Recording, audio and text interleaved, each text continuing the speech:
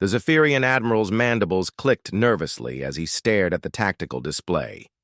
3 solar cycles of brutal warfare had reduced the once mighty galactic defense coalition to scattered remnants.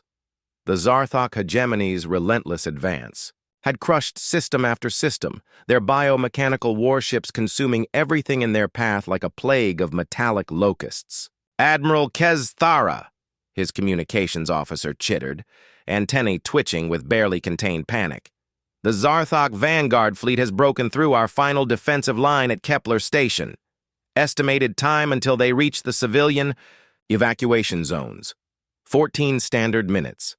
The Admiral's 4 eyes surveyed the hopeless battlefield. Thousands of Allied vessels, Zephyrian cruisers, Altarian dreadnoughts, Centauri frigates, lay broken and burning against the star-speckled void.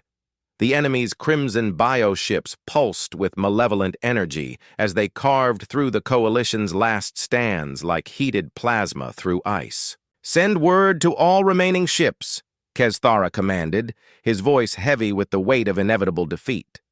"Prepare for final defensive positions around the civilian transports. We'll buy them whatever time we can." As the order rippled through the comm channels, a new voice crackled over the emergency frequencies. Calm, steady, carrying an accent the Admiral couldn't quite place. "Coalition forces, this is Admiral Sarah Chen of the Terran Space Command. Human First Fleet has arrived. All friendly vessels, please clear engagement zones immediately." The bridge fell silent. Thara's tactical officer, a young Zephyrian, with barely molted chitin, looked up from his console with confusion written across his compound eyes. "Admiral, I'm detecting massive spatial distortions at coordinates 77 Mark 12. Something big is coming through hyperspace."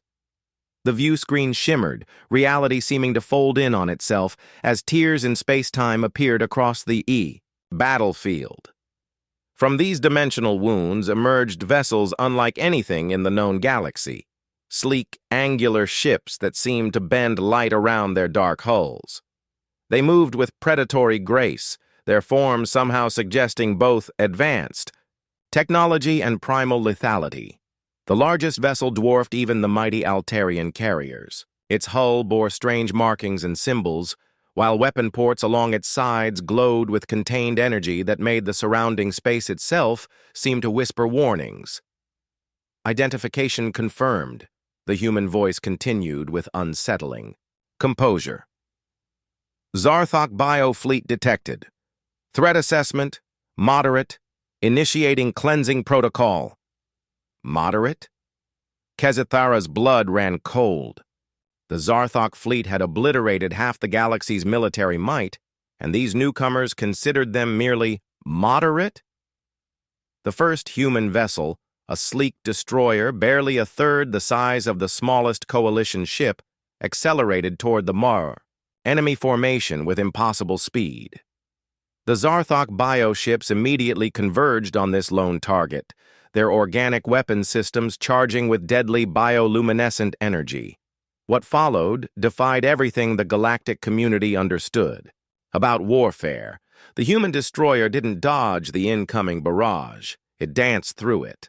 Energy beams that could vaporize asteroids passed harmlessly around the vessel, as if space itself bent to accommodate its passage.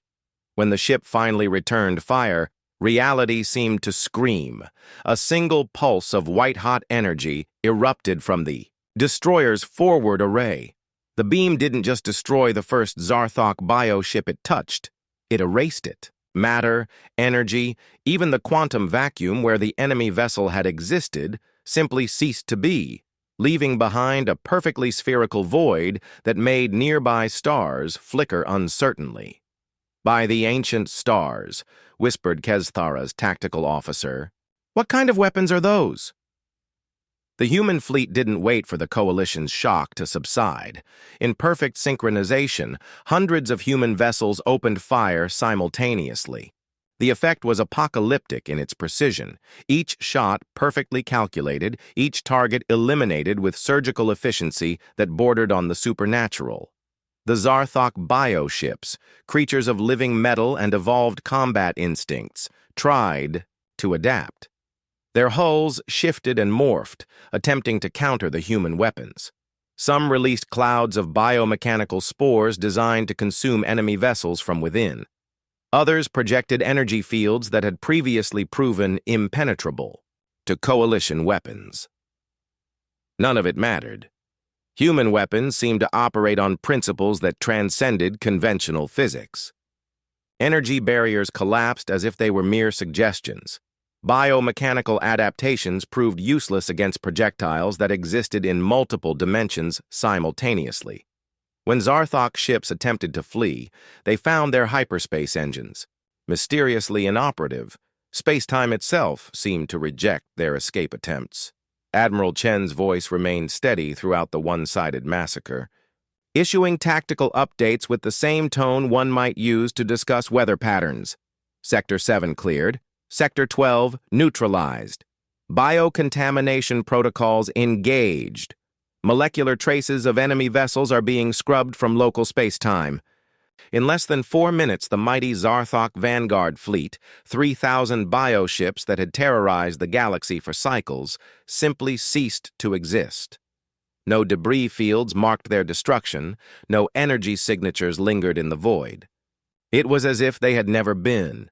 The human fleet reformed into precise formations, their dark ships moving with mechanical perfection. Admiral Chen's voice returned to the Coalition frequencies. Coalition forces, the immediate threat has been neutralized.